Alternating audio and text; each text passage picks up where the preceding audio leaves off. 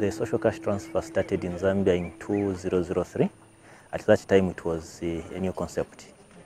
So our focus at that time was to be able to create an M&E system that would generate data in terms of the feasibility of implementing a social cash transfer.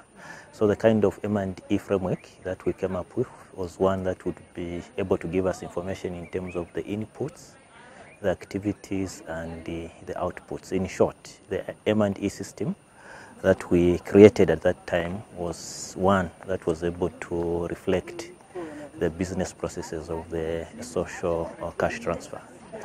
It was a manual system. Basically, it was paper-based.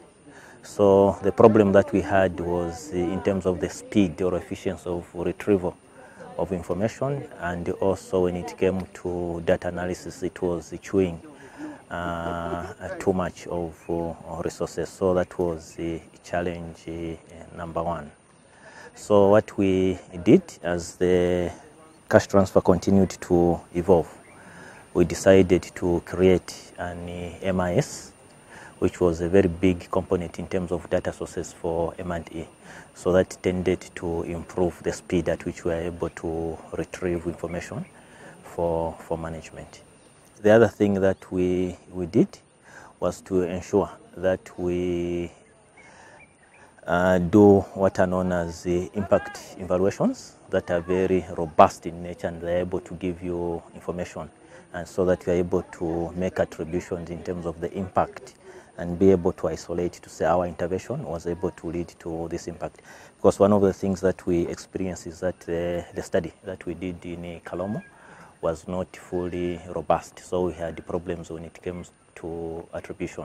So impact evaluation study that we contracted that time, and when I was still working with the Ministry of Community Development and Social Services, we contracted the American Institutes for Research.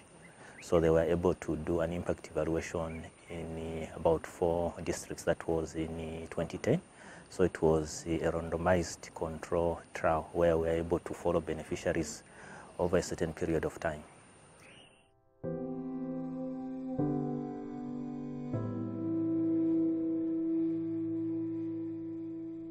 I think it's important to say when you start a program, immediately you should make sure that you have in place an M&E framework, because it's going to guide how we are going to collect the information and how we are going to use the information. So lesson number one for me is that an M&E system must have a solid plan when it comes to the usage of information. Most of the times, most of the M&E systems, they tend to concentrate on the supply side and tend to ignore the demand side. An M&E system will only be useful if at all the data that we are collecting is used. If it's not used, it's as good as saying your M&E system is a loss in terms of resources, because we collect that information so that it can be used. So let's ensure that there is a plan on how we want to use the information. And secondly, you should also have an incentive structure that is going to allow the decision makers to own the data that is being generated by the M&E side.